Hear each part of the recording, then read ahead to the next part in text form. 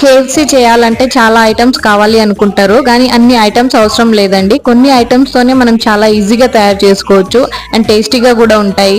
ముందుగా కడిగి పెట్టుకున్న చికెన్ లో ఒక నిమ్మకాయ పిండి బాగా కలుపుకోవాలి. తర్వాత కొద్దిగా పెప్పర్ పౌడరు, అల్లం వెల్లుల్లి పేస్ట్, కొంచెం కారం, సరిపడా సాల్ట్, కొద్దిగా సోయా సాస్ అంటే వేసుకోండి, లేకపోతే లేదు.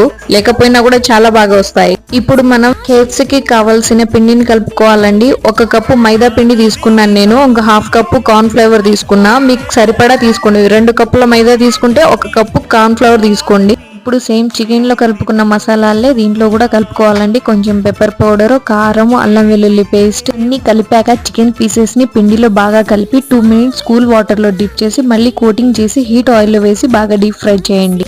ఓకే అండి, ఇక మనం ఇంట్లోనే చేసుకునే విధంగా ఎంతో టేస్టీగా ఈజీగా కేఎఫ్సీ రెడీ అయిపోయింది. ఇంకా లేట్ ఎందుకు, టేస్ట్ చేసేయండి. Please do like, share and subscribe.